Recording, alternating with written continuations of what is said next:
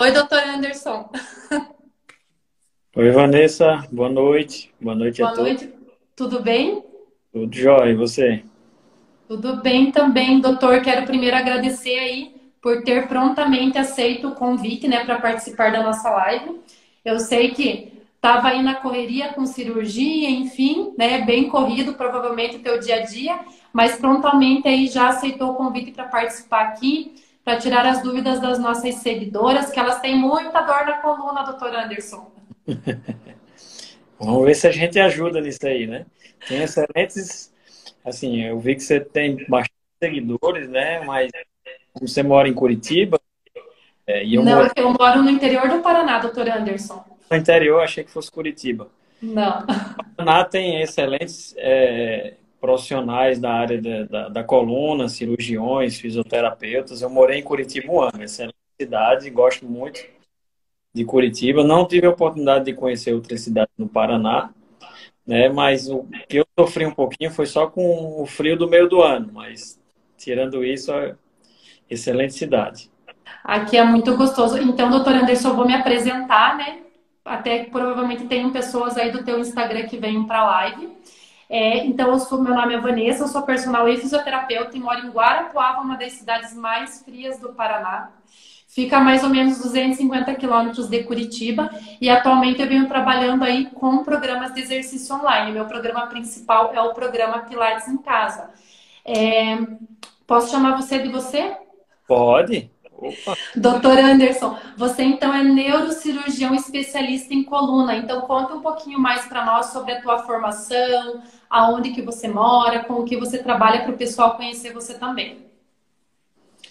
Bom, boa noite novamente, né? Eu sou natural de Natal, Rio Grande do Norte, né? Fiz a minha formação, a graduação aqui como médico na Universidade Federal. Fui fazer neurocirurgia em Campinas, né, no municipal lá de Campinas, e fiquei um ano em Curitiba em deformidades da coluna pediátrica, né? Mas dentro da nossa formação em neurocirurgia, a gente também estuda bastante as doenças da coluna do adulto também. Então, hoje eu trabalho aqui em Natal, né, num grupo específico de neurocirurgiões, mas atende tanto pacientes do público infantil como de adulto, né? E hoje, assim, mesmo como neurocirurgião, eu dou plantões no hospital de trauma daqui e só opero crânio nas urgências, né? Nas cirurgias eletivas, no acompanhamento no consultório, eu só faço realmente o acompanhamento e o tratamento das doenças da coluna. Ai, que legal. Doutor, então hoje a gente vai conversar um pouquinho sobre essas doenças degenerativas da coluna. Então, para o pessoal que está entrando aqui na live entender, o que, que seriam essas doenças degenerativas da coluna, a partir de que idade elas acontecem?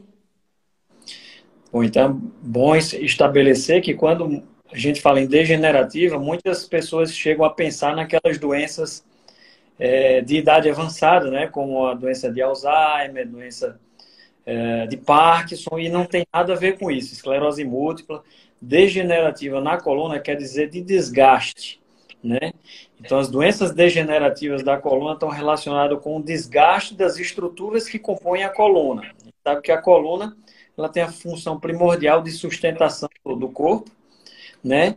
Equilíbrio, movimentação e proteção de estruturas neurológicas. Então, ela é formada de uma maneira que cumpra com esses objetivos. Então, as suas estruturas ósseas, ligamentares, articulares, né? De absorção, que é o disco, que funciona como um amortecedor, todas elas podem se desgastar ao longo do tempo, né? Se degenerar e aí sim surgirem os problemas relacionados a esse desgaste crônico. E quais seriam, assim, as patologias degenerativas da coluna que são mais comuns? A mais comum, de longe, né, que todos conhecem, é a hérnia de disco, né? Teve até recentemente uma repercussão nacional com o cantor Wesley Safadão.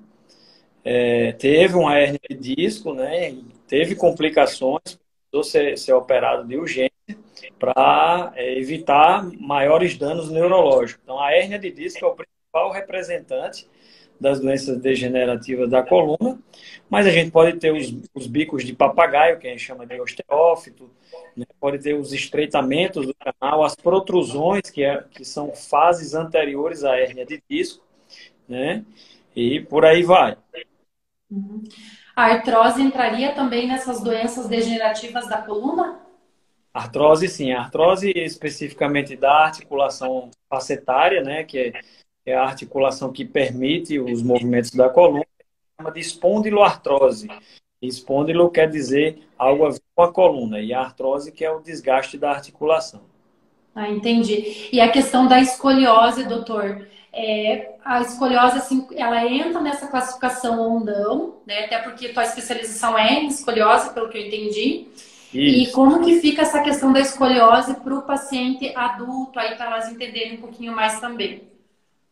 O adulto que tem escoliose, né, a gente precisa classificá-lo por faixas etárias, mas eu costumo dizer que o adulto jovem normalmente tem uma escoliose que foi um resquício da infância e adolescência, onde essa escoliose não foi adequadamente tratada, ou até se foi tratada, não era uma escoliose avançada a ponto de precisar de cirurgia, ou uma escoliose de meia-idade para idade avançada, que aí sim é uma escoliose muitas vezes relacionada à doença degenerativa. Quando o paciente começa a ter a doença do disco, que é a mais comum, né, e a doença articular, esse desgaste ele nunca ocorre de maneira simétrica, ou seja, um lado da coluna vai se desgastar tanto quanto o outro lado da coluna. Então, esse desgaste que ocorre mais de um lado do que outro faz com que esse disco perca a altura, perca a água, né? Desidratado, a articulação ela fica mais fragilizada, né? Então, ocorre a formação de ossos em cima dessas estruturas, que a gente chama de neoformação óssea, não é um osso saudável. Então, toda essa adaptação do organismo para tentar manter a coluna e o indivíduo em equilíbrio faz com que ela se desvie do seu eixo, e aí a gente chama que a doença acaba se desenvolvendo como uma escoliose degenerativa também. Ah, entendi. E assim, essas doenças degenerativas, ela tem assim uma prevalência maior a partir de tal idade? Tem algum dado assim que você possa passar para nós assim, a partir dos 40, 50 anos ou não tem esse dado?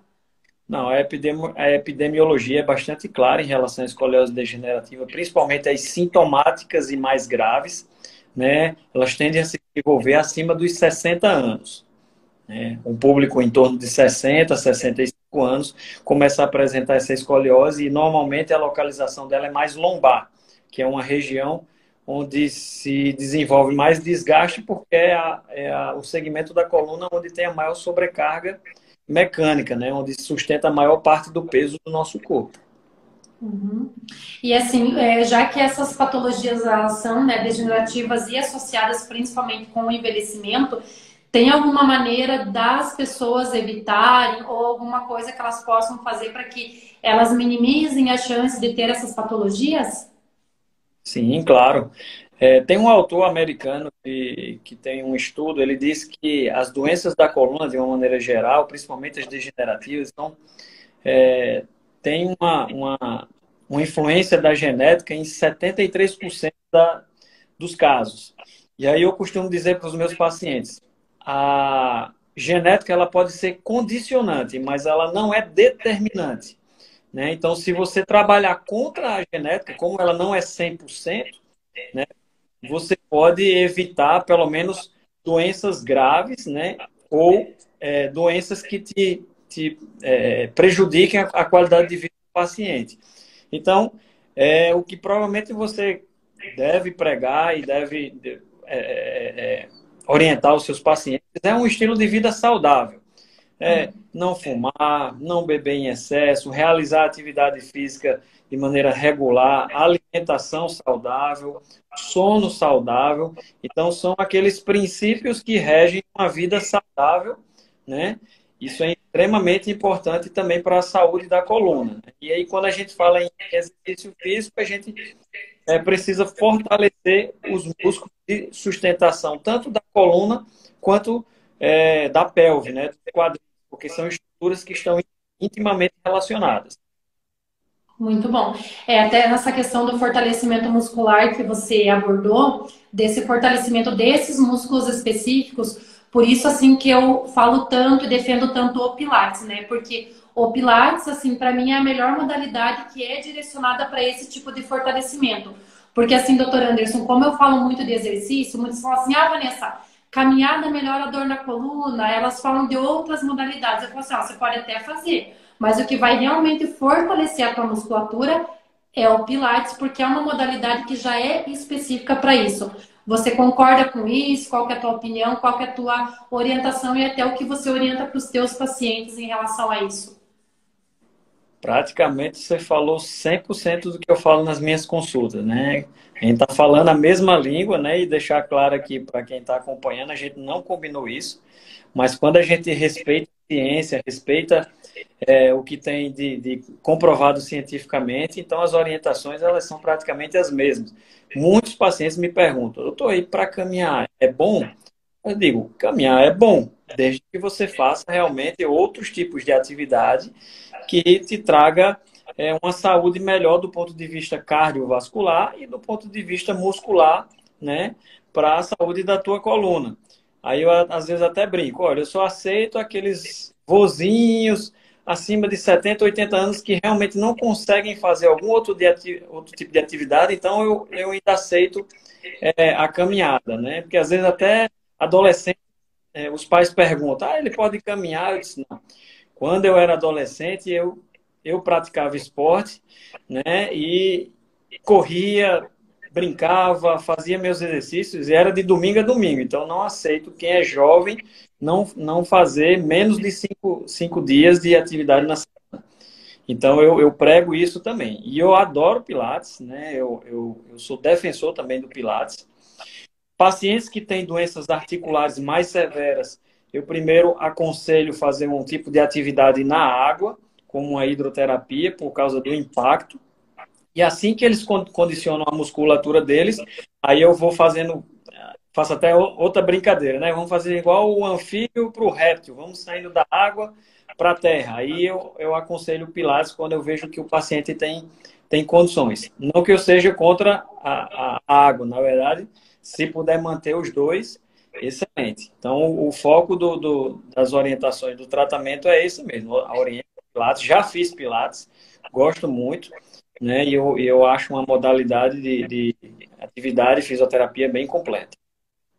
Muito bom. E eu acho muito interessante, né, doutor? Porque assim, até você comentou sobre a idade, mas eu tenho às vezes pessoas que falam assim, nossa, Vanessa, eu tenho 50 anos, posso fazer? Para você ter uma ideia, o meu programa é online e eu tenho alunas de 80 anos que fazem, porque a gente consegue direcionar bem os exercícios com adaptações que elas podem fazer em casa. Então, assim, eu sempre oriento que é uma atividade segura que a pessoa vai fazer no limite dela, como qualquer atividade. E pode sim complementar com outras, mas quando a gente fala em coluna, eu penso assim, a base é o Pilates, e aí você pode fazer outros tipos de atividade que vão proporcionar outros benefícios, como cardiorrespiratório, enfim. Então, bem legal esse teu posicionamento também. E, doutor, falamos um pouquinho de exercício, mas agora quando que você orienta, tá, para o paciente realmente precisa procurar um médico? Em todos os casos ele precisa procurar um médico, porque às vezes a pessoa aparece aquela dor na coluna lá, por exemplo, de um mau jeito, enfim, já é necessário procurar um médico ou tem situações específicas que é fundamental o paciente ir em busca aí de uma consulta médica? Excelente pergunta, porque a dor lombar, vou colocar como exemplo a dor lombar. A dor lombar é um dos campeões em termos de entrada no pronto-socorro, né? A cefaleia, a dor de cabeça e a dor lombar. E quem que nunca teve uma dorzinha, aquela dorzinha chata, dormiu uma noite mal dormida, às vezes pode ser o colchão, às vezes pode não ser o colchão, às vezes foi algum movimento brusco que tenha feito, uma faxina, enfim. É, mas eu aconselho procurar um profissional habilitado, né? Seja um médico, seja um fisioterapeuta, né? O ideal é que se faça um trabalho multidisciplinar, então eu defendo que eu vejo alguns colegas dizendo, não, tem que procurar sempre um médico. Eu acho que isso é um certo preconceito com o profissional da fisioterapia que tem uma formação tão específica quanto a nossa, estuda como a gente estuda e leva o trabalho a sério. Então, eu acho que são duas modalidades que vale a pena procurar em situações específicas. E o que é que eu chamo de situações específicas? São os sinais de alarme. Se você tem uma dorzinha que você acordou, ficou 1 ou 2 dias, tomou um analgésico e ela parou de te incomodar, normalmente foi uma lombalgia que a gente chama de mecânica, né? Uma dorzinha muscular que por uma situação específica veio ali, você tomou a medicação e melhorou. Mas se é uma dor que a gente chama de subaguda ou crônica, né? Acima de 3 semanas, então isso já é um sinal de alarme que eu recomendo que procure um profissional. Porque, assim, a dor não é algo normal. Então, você vai lá, toma uma dipirona, um analgésico, um anti-inflamatório, ela até passa, mas se ela volta, é porque tem alguma coisa errada no organismo. Então, a dor que ela é persistente, né, mais de 2, 3 semanas, ela merece uma atenção especial e merece uma consulta com um profissional habilitado.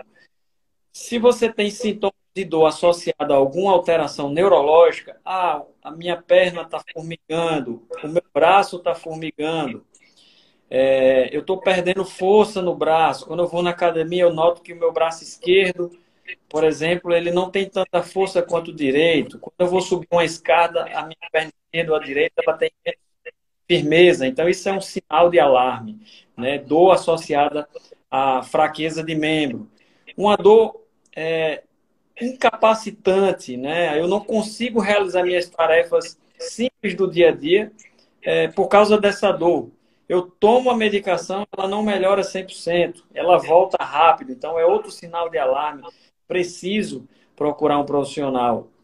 Uma dor que me acorda de madrugada, uma dor que está associada a outro sintoma como uma febre, né? Então isso também é um sinal de alarme. Uma dor forte que surge em pacientes que têm, por exemplo, osteoporose, sofrer uma queda simples. Então, é comum idosos que têm fragilidade óssea, às vezes, num impacto dentro de um ônibus, por exemplo, sofrer uma fratura, né? Então, essas situações também precisam de uma consulta com um especialista para que se peça exames complementares e diagnostique o problema. Tem uma doença grave, eu trato uma diabetes que está descompensada, ou eu tenho algum tipo de câncer que ainda estou em tratamento, rádio, quimioterapia, comecei a sentir dor na coluna, também eu preciso investigar o que é que está acontecendo. Então, esses são vários dos exemplos, eu poderia dar mais alguns 2, 3 ou 4, mas esses são os principais, né? Muito bom. E assim, doutor, quando a pessoa vai numa consulta, né, para elas entenderem, porque às vezes a pessoa tem aquela dor há muito tempo e nunca procurou um médico. Então, até por isso que eu fiz essa pergunta para orientá-las mesmo, que se realmente é uma dor que está persistindo, elas devem procurar a orientação, né, uma consulta médica. E assim, quando que é necessário, por exemplo, fazer um exame mais detalhado? Como que é assim os teus parâmetros para direcionar para exames, enfim, em relação ao tratamento? Por si só, a dor crônica já é um sinal que me leva a fazer uma investigação melhor.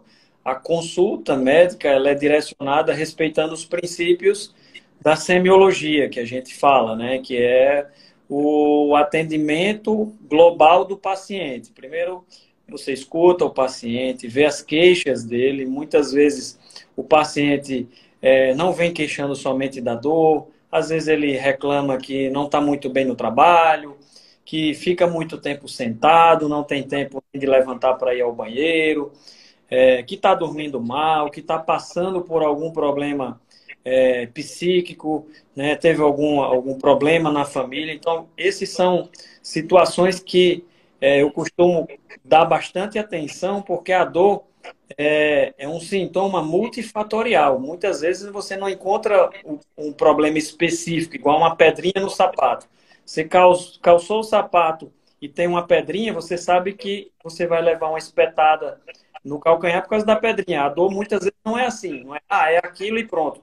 Às vezes tem um contexto por trás que está causando e potencializando e piorando essa dor. Então, sempre eu começo com uma boa anamnese, uma história, né, com o paciente me relatando todos os problemas que ele vem enfrentando e o que pode estar relacionado a essa dor.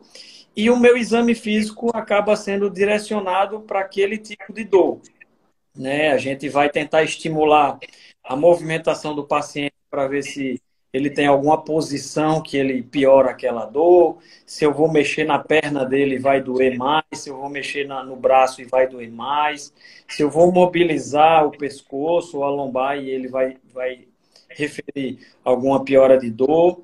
Vou testar os reflexos, né? Como bem falei, como eu sou neurocirurgião, tenho que ficar bem atento a essa parte neurológica, perguntar sobre diferença de sensibilidade entre um membro e outro.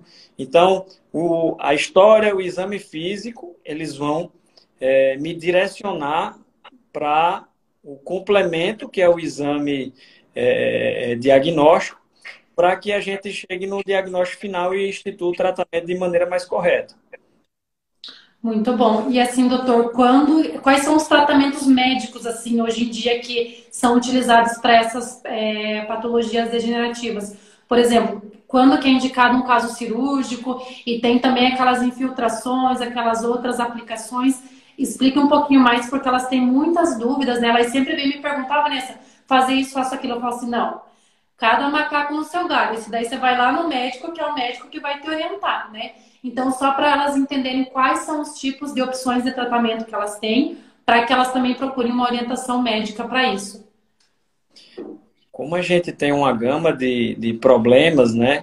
Embora o eixo seja a coluna, a gente pode ter diversos tipos de doenças. Pode ter doenças inflamatórias, doenças neoplásicas, a própria lombalgia mecânica, as doenças degenerativas. Então, cada tipo de doença dessa, ela é como se estivesse numa portinha diferente, num departamento diferente. Então, para cada grupo de doenças existe, vamos dizer assim, um pacote de tratamentos. Por isso que eu digo que o tratamento acaba sendo amplo, mas vamos tentar ser bem generalista. Não vou considerar um tumor que precisa ser retirado, né? Ou uma fratura específica que precisa ser, às vezes, fixado com parafuso para não comprometer mais ainda o equilíbrio da coluna. Eu vou falar de uma maneira geral, principalmente pensando nas doenças degenerativas. Vamos dar um exemplo de um paciente que chega com a dor lombar, né? Então, o que é que a gente tem de tratamento? O conservador e o cirúrgico. Eu costumo dividir o tratamento nesses dois grupos. Apesar de ser cirurgião, eu sempre opto, na maioria das vezes, por tentar o tratamento conservador. Então, se o paciente tem uma inflamação na articulação da coluna, tem um disco desgastado, degenerado, uma protrusão que ainda não virou uma hérnia e o que está incomodando para ele é só dor, a gente sempre começa inicialmente com um repouso relativo, que é na fase aguda, onde o paciente se refere piora da dor quando se movimenta. Então, não aconselho que ele faça nenhum tipo de atividade. Eu entro com medicações analgésicas, anti-inflamatórias e até alguns relaxantes musculares, para que ele saia dessa fase aguda. Em algumas situações, até prescrevo um colete para poder estabilizar essa coluna e melhorar a dor. Saindo dessa fase, que também não pode durar muito tempo, em torno de 7 a 10 dias, aí sim é que eu chamo de vamos agora para o período de reabilitação. E aí é onde eu recomendo fazer a fisioterapia, fazer o pilates, fazer o fortalecimento muscular. Quando eu tento toda essa gama de tratamento, né, com repouso, colete, medicações, fisioterapia, pilates, tudo que vai tentar fortalecer essa musculatura que não está dando o suporte adequado, aí eu parto para um tratamento um pouquinho mais invasivo. E aí entra a questão que você falou das infiltrações. O que são infiltrações? São procedimentos que a gente chama de minimamente invasivos. A gente pede todos os exames do paciente, faz um pré-operatório, pede a avaliação do cardiologista para um risco cirúrgico, porque é um procedimento que precisa ser feito no centro cirúrgico. Porque normalmente a gente usa uma sedação leve, como se fosse uma endoscopia, por exemplo, e guiado por raio-x, a gente vai nas articulações da coluna com as agulhas e faz a infiltração de dois tipos de medicações, que são os anti-inflamatórios, né, corticoides, e os anestésicos. Por que que a gente faz esses procedimentos cirúrgicos? Porque é mais seguro. Como você vai utilizar uma medicação que vai trazer uma sedação leve para o paciente, você tem que estar monitorando o batimento cardíaco, monitorando a saturação de oxigênio no organismo e oferecer um conforto durante um procedimento. Não é como uma acupuntura que você leva umas espetadazinhas leves, superficiais. Você vai com a agulha mais profundo até chegar à coluna. Então, você precisa fazer uma anestesia local e uma sedação leve para que o paciente não fique desconfortável. E, normalmente, são procedimentos que duram em torno de 20 e 30 minutos e os pacientes, muitas vezes, não sentem dor e nem lembram do que ocorreu, assim como, muitas vezes, numa endoscopia. Esses procedimentos têm uma eficácia de tratamento muito boa, né? Em torno de 80% a 90% desses pacientes referem que melhoram as suas dores de maneira imediata, no segundo, no terceiro dia, né? E o efeito das medicações ele é prolongado, podendo durar de 3 a 6 meses, que aí é o tempo necessário para eu puxar a orelha deles e dizer, vamos agora reabilitar, fortalecer a musculatura e fazer as fisioterapias. Muito interessante isso, né, doutor? Porque tanto quem faz esses tipos de procedimento ou mesmo cirurgia, eu vejo que elas pensam que não precisa fazer exercício, né, muitas. E Exato. independente, né, até para o pessoal que está aqui, daqui a pouco eu vou abrir os comentários para elas fazerem as perguntas. Independente do procedimento que faça, gente, eu sempre comento, né, todo mundo está envelhecendo. E com o processo de envelhecimento, a nossa musculatura vai ficando mais fraca, a gente vai perdendo massa muscular. Então, independente de dor ou de patologia ou de procedimento cirúrgico ou outros procedimentos, o fortalecimento ele vai ser sempre necessário. Caso tem, claro, tem alguns casos, como por exemplo, fez uma cirurgia, tem o tempo lá que precisa ficar de reabilitação, enfim. Mas sempre é importante esse fortalecimento.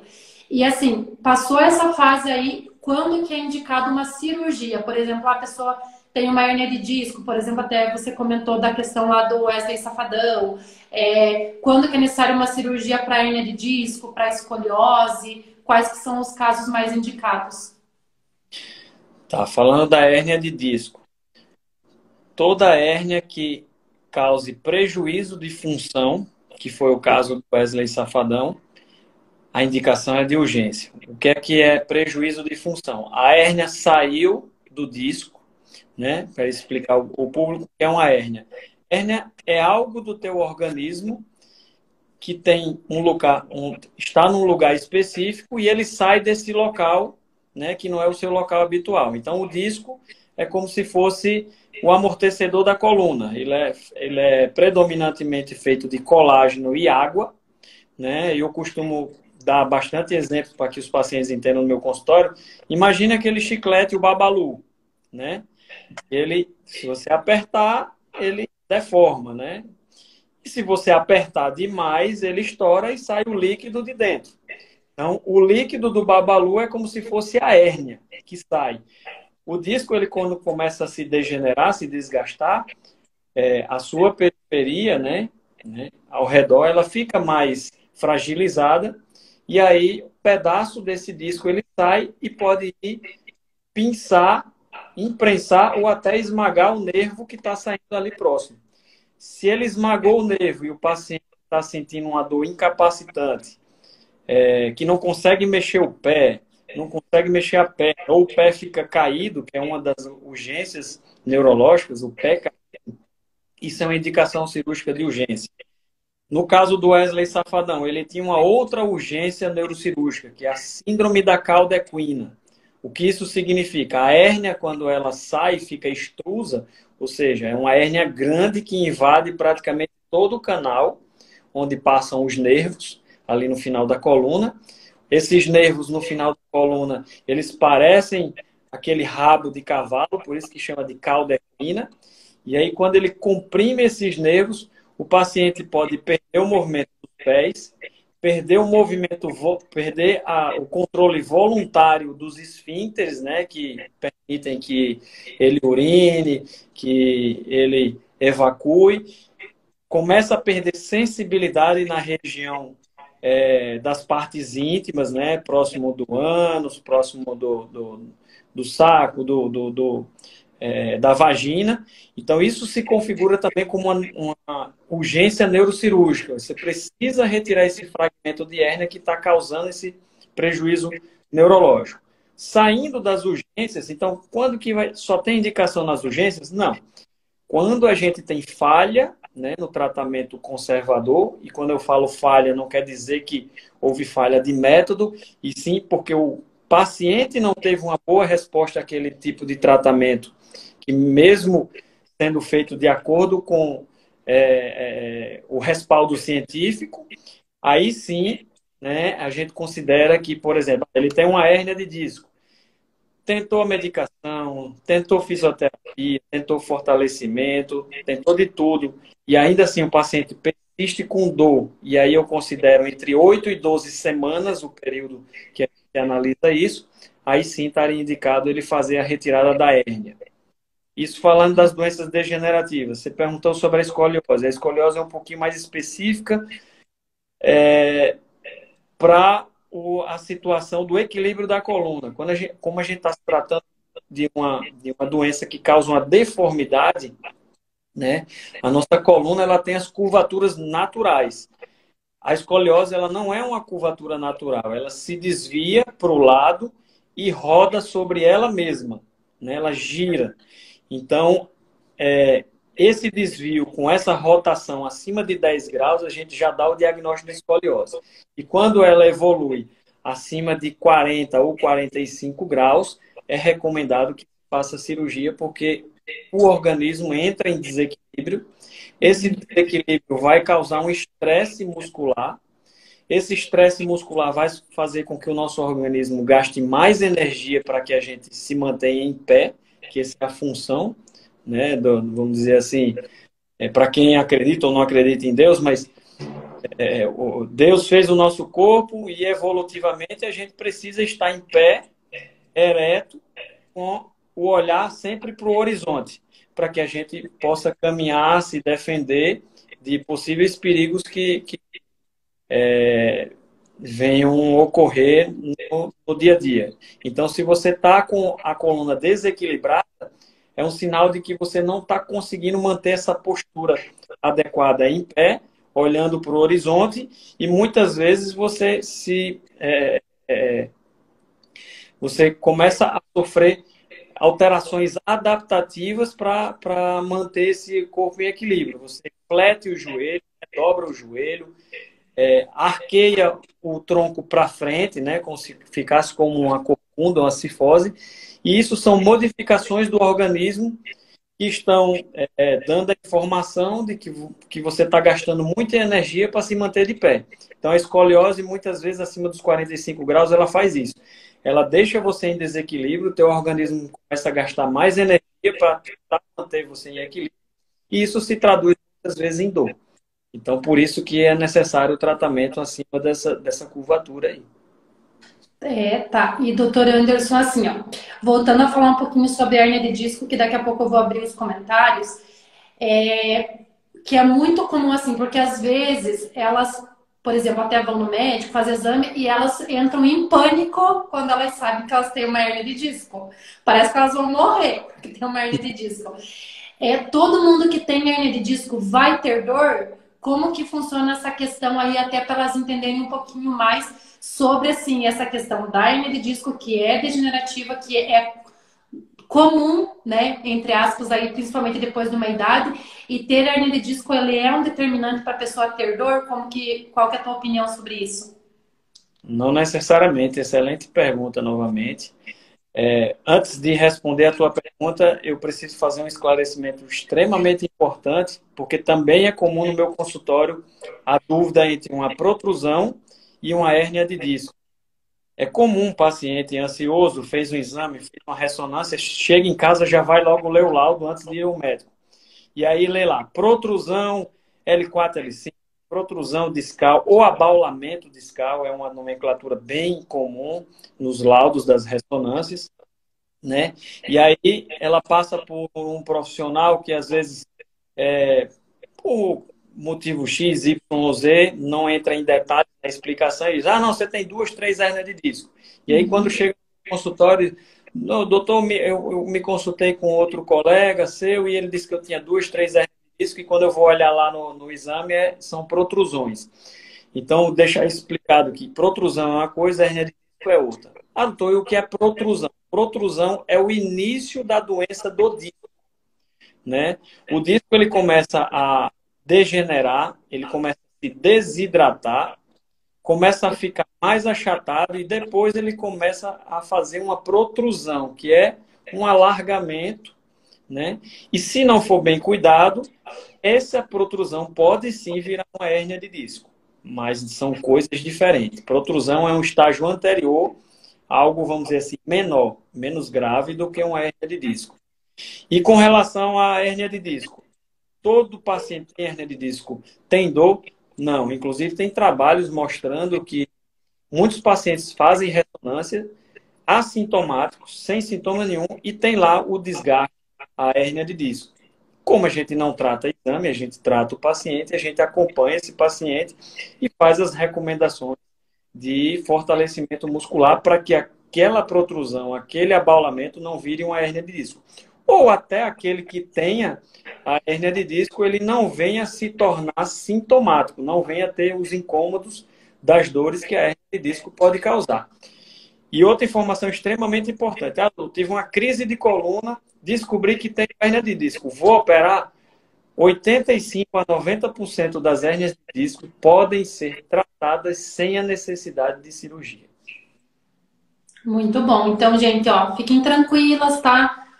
O menor número de pessoas que vai para cirurgia, não é todo mundo que tem hérnia de disco que vai ter dor, tá? Gente, eu vou abrir para perguntas agora. Então, primeira coisa, olha só. Se vocês clicarem aqui onde está meu dedo, tá? Tem o meu Instagram e vai aparecer o Instagram do Dr. Anderson. Vocês podem seguir ele para vocês acompanharem os conteúdos dele. Eu tenho muitas alunas de Natal, inclusive, né? Alunas de Natal, tá aí, vocês podem procurar o Dr. Anderson, caso precise. E eu quero saber se vocês têm algum tipo de pergunta aí relacionada a essas doenças da coluna. Doutor, a Rosângela perguntou sobre a espondilite anquilosante. Espondilite anquilosante está dentro de outro grupo de doenças da coluna, não está relacionado à doença degenerativa. Porém, né, quem tem espondilite anquilosante pode agravar uma doença degenerativa que esteja se formando. A espondilite anquilosante é uma doença inflamatória, né? É necessário uma predisposição genética, não é todo mundo que tem, nem é todo mundo que pode desenvolver, né? Então, ela tem as características de, ao longo dos anos, por causa da inflamação, o disco vai se achatando, né? Assim como na protrusão, só que isso de uma maneira bem mais grave, né? Se não for tratado. Esse disco, ele tende muitas vezes a desaparecer e aí você começa a tocar o osso com o osso, ou seja, a vértebra de cima começa a tocar na vértebra de baixo. E aí, por causa da ausência dos discos, né, em determinado segmento da coluna, normalmente na região dorsal, né, que é o meio da coluna, por causa desse suporte, você começa a ter uma sobrecarga das articulações, uma sobrecarga dos ligamentos, e aí esse paciente tende a ir desabando, ou seja, ele vai ficando mais cifótico, ele vai ficando mais corcunda. E isso vai gerando também desequilíbrio. Já não basta a doença que causa inflamação dos discos, das articulações, dos ligamentos, e agora você vai começar a sentir dor porque você está se arqueando para frente. E como eu falei anteriormente, se você foi projetado por Deus ou pela evolução, né, das espécies para se manter ereto, se você está jogando o teu corpo para frente, você está se desequilibrando. E isso vai causar uma sobrecarga na musculatura também, e isso vai causar dor. Então, a espondilite anquilosante é uma doença inflamatória, que causa cifose, bastante inflamação, e por causa do desequilíbrio também pode agravar a doença degenerativa da coluna também. Muito bom. Meninas, deixa eu só falar uma coisa. Tem algumas perguntas relacionadas à cirurgia. Eu tenho não sei quantas hernias de disco, posso fazer? Isso não vem, não cabe uma resposta numa live, tá? Porque para isso vocês precisam consultar o médico vai avaliar, e aí é o médico que vai avaliar individualmente se há necessidade de cirurgia ou não. Então, independente de uma ou de 20 hernias de disco, tem que fazer uma consulta médica. Então, é uma coisa que não cabe dizer, você vai ter que fazer cirurgia aqui ou não. Tô certo, doutor? Exatamente, né? Não é porque te deram um diagnóstico um dia, embora seja uma condição benigna, se não for tratada, ela pode se tornar uma situação completamente insuportável.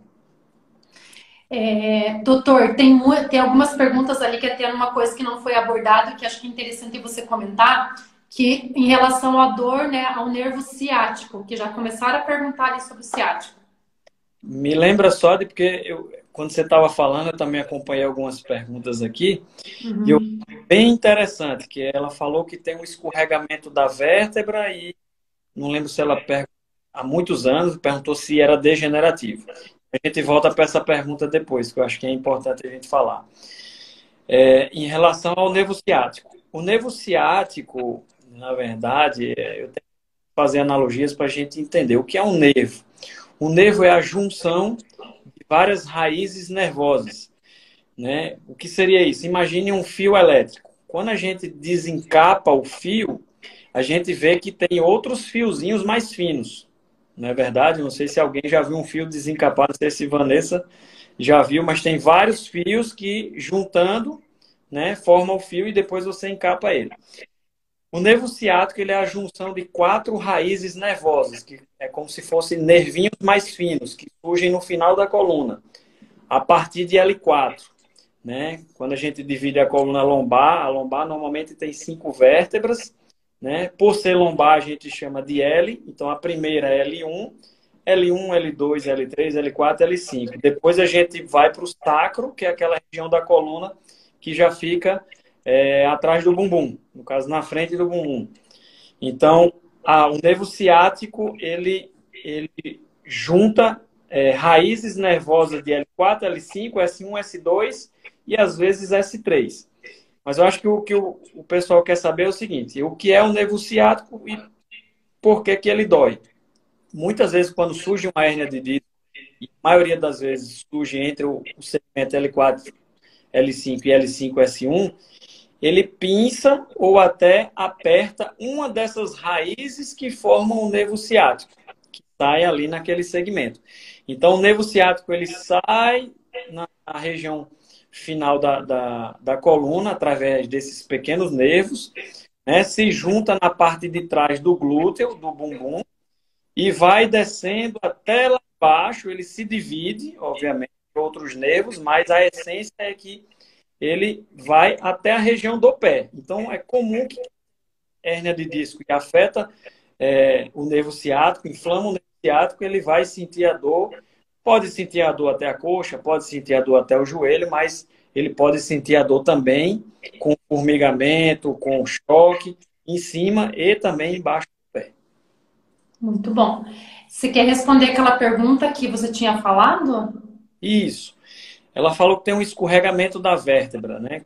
Normalmente é comum você ter um escorregamento da vértebra também no finalzinho da coluna, que é onde a gente suporta a maior pressão, entre L4 e L5 ou L5 e S1. Existem 2 tipos de escorregamento da coluna. E qual o nome científico para isso? Espondilolistese. Né? Listese, escorregamento, espôndilo, que quer dizer vértebra e disco. Então, a vértebra escorregou uma em cima da outra. Então, o que acontece? Você pode nascer com um defeito na parte óssea que sustenta um osso em cima do outro. Imagine você construir uma casa e colocar um tijolo em cima do outro. A coluna respeita mais ou menos essa construção mecânica. Então, a vértebra, ela se conecta com outra em cima através de conectores ósseos, né? Como se fossem vigas. E aí, quando o paciente nasce com um defeito ósseo, alguma fraturazinha pequena que sustenta o osso de cima. Quando ele começa a se desenvolver na fase ainda de criança, a andar por volta de 7, 8 anos, essa pressão em cima de um osso que já está fragilizado faz com que a vértebra escorregue uma sobre a outra. Então, isso a gente chama de espondilolistese. E existe a espondilolistese degenerativa também, que também está dentro das doenças degenerativas, e eu esqueci de comentar anteriormente. O desgaste ao longo da vida, do disco, das articulações, fazem com que você tenha microfraturas. Essas microfraturas vai causar um estresse mecânico e uma hora a vértebra vai se desconectar da vértebra de cima e ela vai escorregar. Mais uma vez, para a sorte dos pacientes, na maioria das vezes dá para tratar sem cirurgia, mas aí eu entro novamente na tua área. É preciso fortalecimento da musculatura, é preciso postura para que a gente não faça com que essa espondilolistese, esse escorregamento, ele se agrave, porque ele existe vários graus de escorregamento, né? Tem o grau 1 até o grau 5, onde praticamente o osso cai de cima do outro osso. E aí, normalmente, é uma situação bem grave, onde o paciente pode perder o movimento das pernas. Legal. Doutor, eu vou ler essa pergunta que acho que é interessante, porque provavelmente é o caso de várias pessoas. A Vânia, que até a Vânia, ela se inscreveu, ela é inscrita do programa Pilates em Casa na última vez que a gente abriu inscrições. Pessoas que travam a coluna com uma certa frequência, é sinal preditor de um problema na coluna? Provavelmente sim. Assim, como a gente tem muitos seguidores, mas eu tenho a liberdade de falar no que eu acredito. Eu acredito em Deus. Então, a máquina humana, para mim, ela é perfeita. Óbvio que se a gente fica doente por motivo X, Y, Z, seja culpa da genética ou seja culpa do ambiente, né? Ou das nossas atitudes. Mas, com relação... Desculpa, agora me perdi. Fiz uma digressão aqui e me perdi na pergunta. Tá, ela perguntou assim, ó, se as pessoas, porque tem gente que trava a coluna com muita frequência, né? E se isso é um preditor de alguma patologia, enfim. Provavelmente sim. Eu fiz aquela introdução para dizer que a natureza é perfeita. O que é que acontece quando a gente trava? Provavelmente algo de errado já está acontecendo. Eu tenho alguma inflamação articular, eu já tenho uma protrusão ou uma hérnia de disco e aquilo ali causou um prejuízo da função da minha movimentação. Se eu fosse continuar com aquele movimento ou com aquela sobrecarga, eu ia ter um prejuízo maior, né? Ou eu ia inflamar mais o meu nervo, ou a minha dor iria piorar. Então, a musculatura ela sofre uma contratura para que você pare o movimento, estabilize o movimento para que você não agrave a situação. Saindo dessa fase aguda em que a coluna travou, e aí normalmente você vai ter algum analgésico, algum anti-inflamatório em casa, procure um médico, procure um fisioterapeuta e veja o que é que está acontecendo. Tá? E aí eu costumo dizer, não é somente você procurar ajuda profissional e ter a indicação de uma terapia manual, ou de um pilates, ou de uma fisioterapia específica. Se você nunca investigou antes, é importante que se faça um exame para investigar mais a fundo o porquê daquele travamento.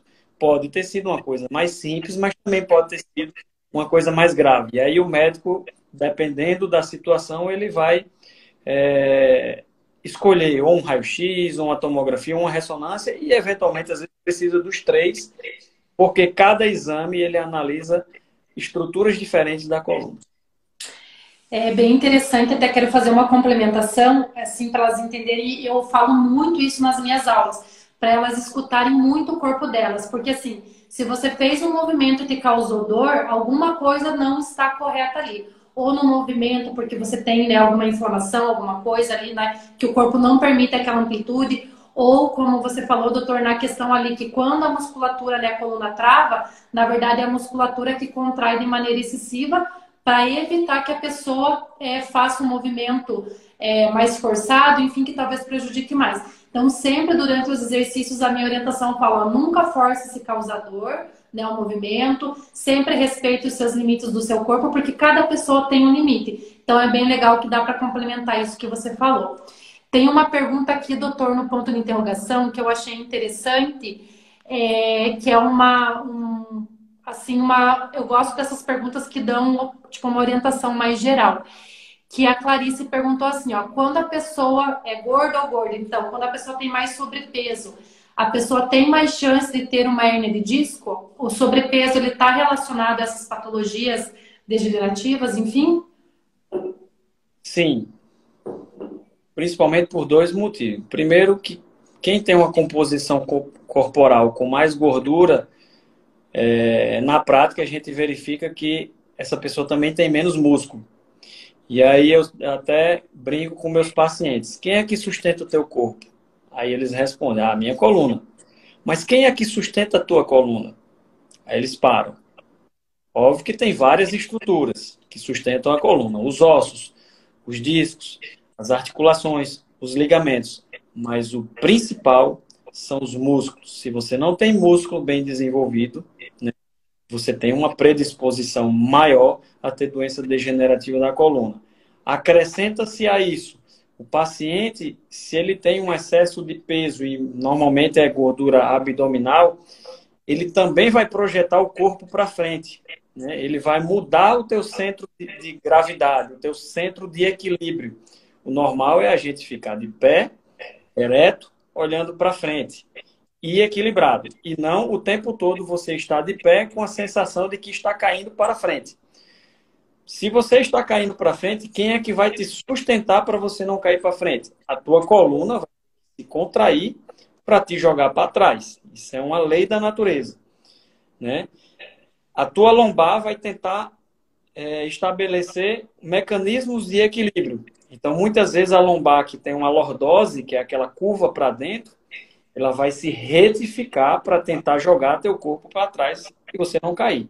Então, respondendo de maneira agora bem mais objetiva, o paciente que é obeso, ele tem menos músculo, provavelmente ele não realiza atividade física ou realiza de maneira inadequada, insuficiente, e ele tem um excesso de peso que está sobrecarregando as estruturas da coluna e ele não tem o suporte muscular para contrapor essa carga excessiva que ele está jogando em cima da coluna dele. Então, o disco vai sofrer, os ligamentos vão sofrer e as articulações vão sofrer. O resultado vai ser o avanço de uma doença degenerativa. Muito bom.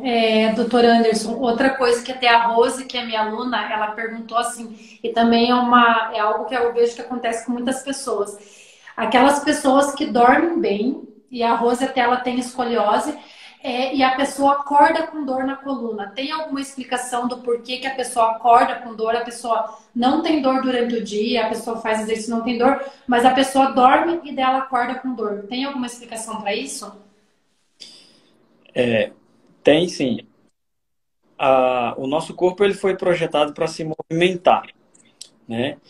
Óbvio que seriam absurdas, então acorde a cada 2 horas para poder se movimentar. Então, quando você fica com menos movimento, né, e inclusive ocorre no frio, as articulações elas tendem a ficar um pouco mais desidratadas. Quando elas ficam desidratadas, é aquele famoso, doutor, estou sentindo meus ossos rangendo. Quando você bate osso com osso, né, isso gera um atrito, isso gera uma inflamação e, consequentemente, isso gera dor. Então, articulações mais desidratadas, né, músculos mais retraídos e atrofiados tendem a causar dor.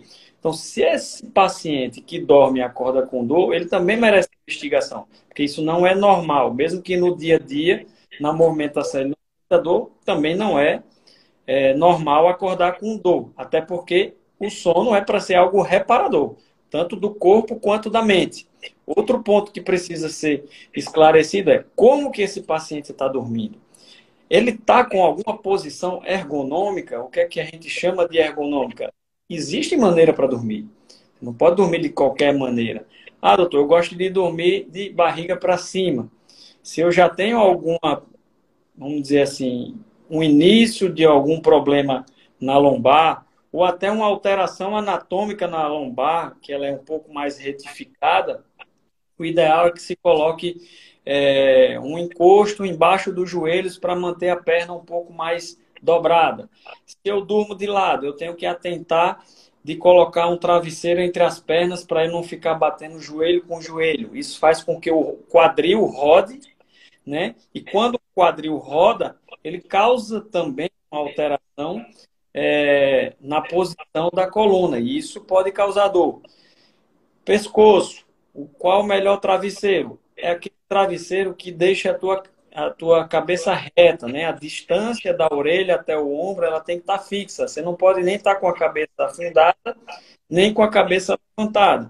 Então, assim, são pontos que a gente precisa investigar, né, na maneira de dormir, mas também é necessário a gente fazer uma investigação na consulta com o exame físico, exames complementares, por isso o paciente não tem algum substrato, alguma alteração anatômica ou até de início de doença que está causando essa dor, principalmente quando acorda. Muito bom. Pessoal, tem gente perguntando o Instagram do Dr. Anderson. Eu já passei a orientação, vou passar de novo, ó.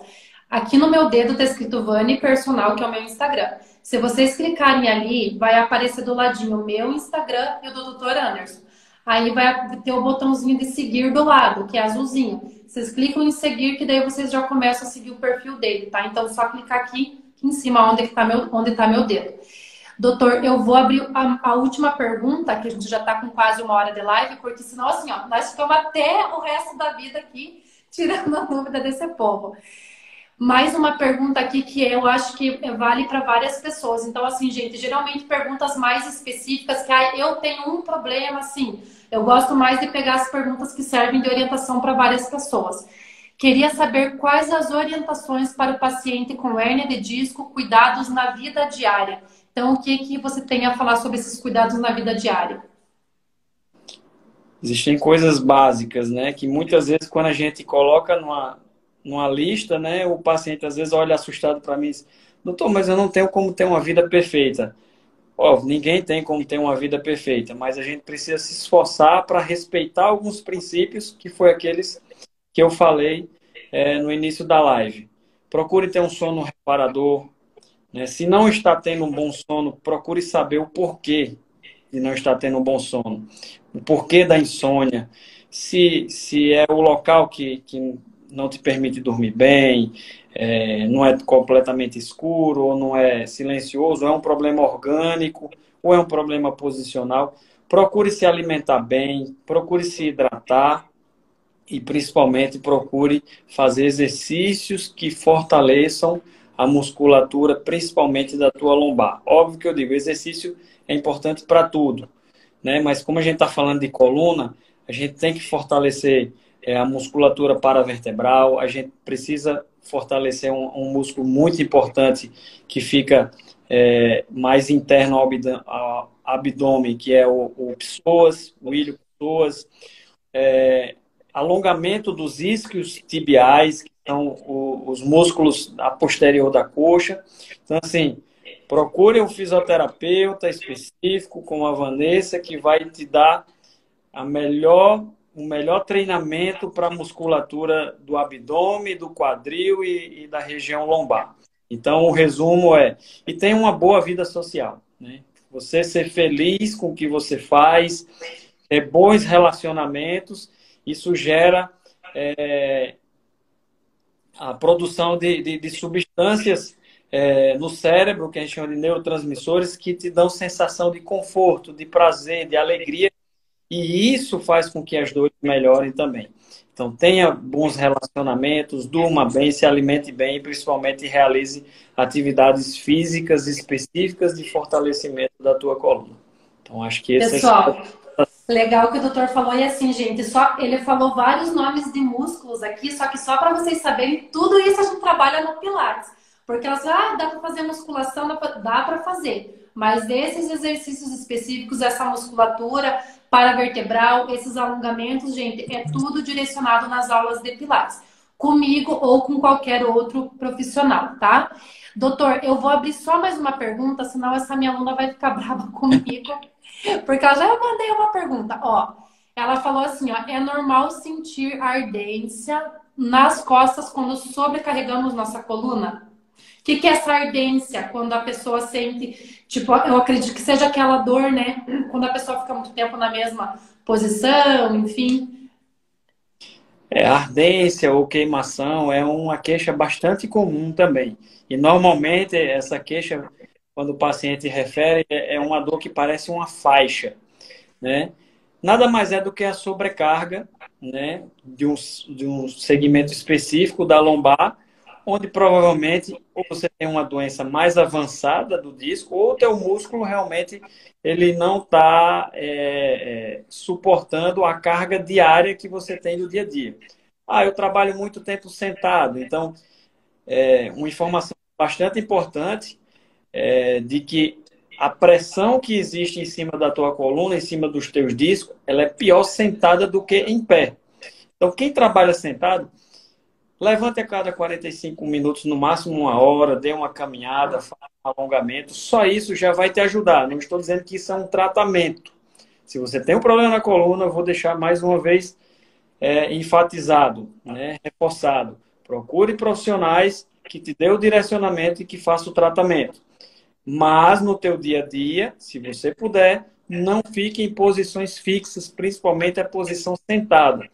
Ficou 40, 45 minutos sentado, levante, vá tomar uma água, faça um alongamento, né? Gire o tronco para um lado, gire para o outro, né? Faça movimentos suaves, mas que você sabe que vai lubrificar suas articulações e vai mobilizar a musculatura. Então, essa ardência, essa queimação, muitas vezes tem a ver com a musculatura que está sendo sobrecarregada numa posição fixa ou movimentos viciosos que estão sendo repetidos no teu dia a dia. E aí eu dei exemplo do sentado, né? Então, muitos pacientes que trabalham como secretário, ou trabalham em home office, caminhoneiros, né? Ou quem trabalha pegando pesado, pegando muito peso, então precisa fortalecer essa musculatura para que você não sinta tanto o desgaste e a dor, os incômodos do teu dia a dia.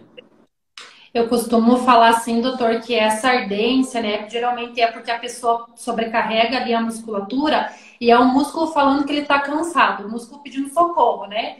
A pessoa fica lá naquela posição, geralmente uma posição que não é tão ergonomicamente correta, a musculatura vai cansando, né, vai acumulando ali substâncias, enfim, vai perdendo oxigenação, vários fatores ali e a musculatura fica cansada. Então é uma maneira do corpo dizer que tá cansado, movimente, saia daquela posição que isso vai melhorar. Porque às vezes, doutor, elas falam assim, elas acham que que elas podem ficar o dia inteiro sentada numa máquina de costura, por exemplo, ou ficar o dia inteiro na frente do computador. O corpo ele vai cansar, ele vai pedir água, como a gente diz. Exatamente. Então, né, a gente precisa ter essa movimentação, tá? Gente, tem pessoas falando aí, né, que querem consulta com o doutor, Opa, enfim. Então, ó, sigam ele. Ele vai, doutor, eu quero que você fale novamente sobre a tua especialidade, aonde que você atende, porque como muitas pessoas entraram depois, para elas conhecerem o teu trabalho também. E cliquem aqui onde está meu dedo, gente. bom, eu sou neurocirurgião de formação, com especialização na área de coluna, tanto adulto quanto pediátrica, né? Sou natural de Natal. Acredito que muita gente talvez queira tirar mais dúvidas a respeito dos seus problemas. Eu ainda não faço consulta online, ainda estou tentando me adaptar a essa nova realidade, porque eu gosto muito do contato com o paciente. Muitas cidades aqui no interior querem a consulta online, mas eu digo, a primeira consulta eu prefiro que seja presencial, para conhecer o paciente, para eu examinar o paciente, aí sim o acompanhamento depois, quem sabe, pode ser online. Então, sou de Natal, alguns pacientes que tenham participado aqui podem nos procurar. Eu atendo tanto na rede SUS quanto na rede privada, na clínica Neuron, né? Podem ligar 3084 6034, também faz agendamento por WhatsApp, né? Esse é o meu consultório particular, onde eu atendo particular e convênio. E para chegar a mim pela rede SUS, aí vai precisar do encaminhamento do médico do postinho para que eles regulem pela Secretaria de Saúde e eles marquem no Hospital Rio Grande, que é onde eu atendo. Tá? Mas eu sempre estou disponível, quando eu não estou atendendo ou não estou operando, podem mandar suas perguntas no próprio privado mesmo do meu Instagram, que eu sempre vou estar tentando sanar qualquer dúvida ou dar orientação. Nem sempre eu tenho como, à distância, instituir um tratamento, mas pelo menos uma orientação, acredito que dê para fazer. Tem gente querendo viajar para Natal já. Pô, é uma boa, porque assim, não por minha causa, obviamente, mas é uma cidade que muito bonita, tem praias bonitas. A gente está passando por um período de chuvas agora, mas em agosto, acho que quem não conhece vale a pena conhecer. Ah, eu quero muito ir, que ainda não conheço Natal. Doutor Anderson, gente, primeira de tudo, desculpa as perguntas que não deu para responder, porque não dá, né? Senão nós vamos ficar aqui até o resto da vida. No ponto de interrogação ficou mais de 30 perguntas, gente, não tem como responder todas, desculpa, tá? Eu vou agradecer ao doutor Anderson, pedir para ele se despedir e aí eu vou passar mais algumas orientações das próximas lives. Mais uma vez, doutor Anderson, muito obrigada aí. Adorei a live, adorei a participação, elas gostaram também, foi muito esclarecedor e parabéns pelo teu trabalho. Obrigado, Vanessa, mais uma vez. A gente não se conhece pessoalmente, mas acho que a modernidade permite. Travou um pouquinho agora. Tá ouvindo? Voltou. Voltou, aham. A modernidade permite de hoje a gente poder ter esse contato com excelentes profissionais como você. Convido também você para conhecer Natal, uma excelente cidade para se fazer turismo, né? E fico à disposição de todos que porventura tenham alguma dúvida em relação à coluna. Muitas vezes até aceito que se mandem as imagens para o meu Instagram. Se a qualidade da imagem estiver boa, eu tenho como dar uma orientação, dizer, falar algum diagnóstico, né? Então a gente sempre trabalha dentro do possível, né, para ajudar. E quando não é possível ajudar da maneira que o paciente espera, né, pelo menos a orientação adequada a gente tenta dar ao paciente. Eu acho que é isso. Agradeço a oportunidade de participar dessa live, né? Como eu sempre digo, eu dou muita aula para alunos, né? Uma vez por mês eu me reúno aqui com o pessoal num local onde tem vinhos, que eu adoro vinho também, então eu faço um jantar, né, com vinho e explanação de artigos e aula, e se deixar eu falo a noite inteira, né? Muitas vezes o dono da loja tem que expulsar a gente, porque eu não, é um assunto que, e se falar em escoliose, aí é que eu não paro de falar mesmo. É muito bom, né, a gente falar do que a gente gosta, domina, né, do que a gente sabe. Obrigada, doutor. Obrigado, Vanessa. Esperamos ter mais oportunidades. Com certeza, vamos marcar outras. Eu vou pedir para você clicar no xizinho para você sair. E, gente, quem não seguiu ele, clica aqui em cima que vai aparecer o Instagram dele para vocês seguirem. Obrigada. Boa noite, pessoal. Tchau. Tchau, tchau.